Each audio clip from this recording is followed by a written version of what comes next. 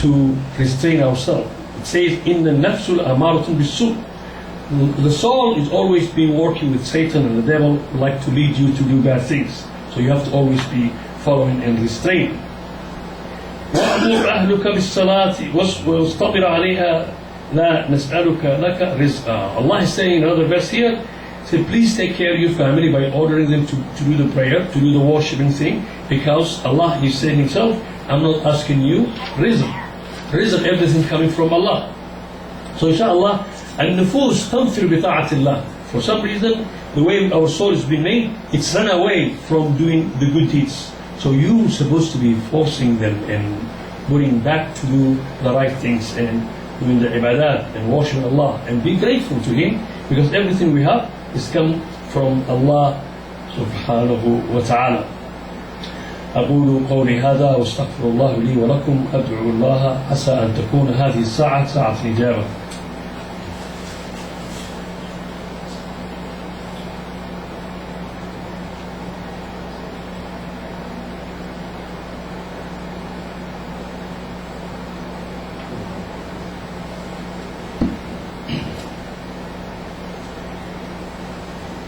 الحمد لله والصلاة والسلام على رسول الله صلى الله عليه وسلم. إن الله وملائكته يصلون على النبي يا أيها الذين آمنوا صلوا عليه وسلموا تسليما. اللهم صل على محمد وعلى آل محمد كما صليت على إبراهيم وعلى آل إبراهيم إنك حميد مجيد. Inshallah, to continue our topic of sabr. As-sabr, also the second category is sabr an ma'asillah. Whatever Allah told you don't do it, you should be doing it. The soul not only refused to do the obedient thing, but also the soul likes to do the disobedient thing. The soul loves to do the shirk. The soul will lead you to do bid'ah, things Allah did not ask you to do, a new invention to the deen. Zina. Man likes beautiful person, beautiful woman, and he should restrain from himself.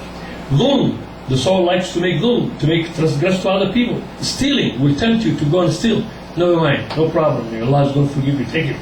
It will force you to lie. It will force you to make khayana. It will force you to do the bad akhlaq, transgression, to eat the haram. Say no problem. You need the riba. Do this, and so on and so forth. So you can win to imprison the soul by force. Don't let yourself, this wishful thinking that you're hearing and the desires the soul wants, you have to restrain. Don't let the soul itself to control you, but you have to control it. So the soul, as we've been told in the Quran as well, it's really, our soul is being made to love the shahawat of dunya, the woman, the children, the money, all that stuff. So however, Allah helped us for the two things we mentioned earlier, which is al-aql and deen. Allah gave us religion and He also gave us the intellect. And by the way, each and every one of us a machine inside here that tells you what is wrong, because when you do yourself what's wrong, you don't want other people to discover. You hide it. So Allah really, even whether you're non-Muslim or non-Muslim, everybody is born with the inclination inside them.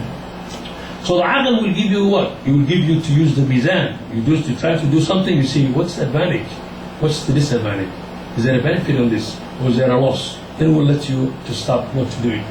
And the deen is what you need also. Another place Allah say, وَأَمَّا مَنْ خَافَ مَقَامَ رَبِّهِ وَنَهَى النَّفْسَ عَنِ الْهَوَى فَإِنَّ الْجَنَّةَ هِيَ الْمَأْوَى. The person who fears Allah, who really think tomorrow there's a day of judgment, you're going to go in front of Allah, there will be accountability, who is going to restrain himself, the desires that the soul is asking him to do. Why? Because Allah said He's going to reward that person and give him to Jannah. So we really need to train our soul and ourselves, because the beginning is difficult, but once you train, the soul will enjoy the ibadah. They would like, you see people who really doesn't bother them. They want to come to the prayer, they want to do the fasting, they do the extra sunnah and so on and so forth. So these are the two categories we mentioned. The people who live like the animals, they just, everything goes with them. Or the people with religious, circles or religious people who are ahlul karama, honored people. And this is the difference that's going to come. And the Prophet ﷺ in another hadith, he said, جُفَّتِ الْجَنَّةِ بِالْمَكَارِ وَجُفَّتِ النَّارِ بِالشَّهَوَاتِ. Remember that hadith where Jibreel was told by Allah Azza wa Jal, go and see Jannah, and he came back, he said, Allah, everybody who hear it would like to go into it. And then he saw the nar, he said nobody wants to go. Allah sent him again, said go and see. And see, Jannah was being surrounded with things that the soul loves. And then he said, oh Allah, I don't think anybody's going to go in. So we really have to try to restrain ourselves a lot to stop the shahawat. So eventually, your soul will become to that, where there's a place in the Quran, Allah is telling us, Ya ayyuhan nafsul mutma'inna, the tranquil soul. Why? Because its friend, the person who owns that soul, worked so hard and make it eventually enjoy the ta'at. In another place, the Prophet told us, Al-mujahidu man jahada nafsahu. The person who really, mujahid is known, the one who really struggles with his life, with his soul, to stop him from doing the bad things. Another place, Allah is telling us, لا أقسم بيوم القيامة ولا أقسم بالنفس اللوامة. Nafs al-lawama is the person that mu'min become to a state where he's not doing sinful things, but sometimes they wrestle. Sometimes you still for some zina, or sometimes you might be doing some little stealing here and there, because your soul didn't reach al-mutma'inna. It's in a position where you're struggling. Sometimes it beats you, sometimes you beat them, and eventually you're going to become mutma'inna. So the person is in the middle. So brothers and sisters, we really need to do, instead of eating haram, rather be hungry. Instead of killing somebody, show patience, sabr. Instead of living jahl, ignorance in this religion in particular, or your religion, with Islam, alhamdulillah, get out of the jahl. Try to seek knowledge. And be patient for the life of children. If Allah maybe, as we said at the beginning, Allah is testing us in this dunya. You will not be maybe prescribed to have children. Patient. There are other children to help. Don't complain and say, why me and why Allah is not giving me. If you are supposed to be Allah make you poor, just show sabr. Don't have to be complaining. Shakwa is not allowed, because as we said, really, sabr is obligatory. For not also having a husband or a wife. There are some people, they don't have a husband or they don't have a wife. And you have to show some sabr. Lack of security. Sometimes in your country there's a lot of turmoil, security-wise not safe. Don't say why we are going through this. You have to accept it. So, the people or the believer is someone who do not panic, they don't have stress in their life, they don't make suicide like the people who are basically disbelievers. They always say when there's musibah happen, inna lillahi wa inna ilayhi raji'un. One time, very interesting story, Salama, radiallahu anha, when she lost her husband, Abu Salama, they love each other dearly. The Prophet came and told her to say this dua. He told her, say inna lillahi wa inna ilayhi raji'un. Allahumma akhlif fi musibati, Allahumma ajirni fi musibati wa akhlif li khayri minha. Basically, the English translation would be, the Prophet's teaching her and us, the rest of us, when musibah happened to you, say, we belong to Allah and we're going to go back to Allah. And he tell them that this musibah, Allah to make khalaf for them, to do something also khayran minha, something better for you. So when you lose some father or husband or wife or somebody you dearly love, like in this case Salama, they really had a wonderful love relationship and respect. And Abu Salama actually was one of the best companions. He was actually the first who went to Medina for the immigration, to immigrant.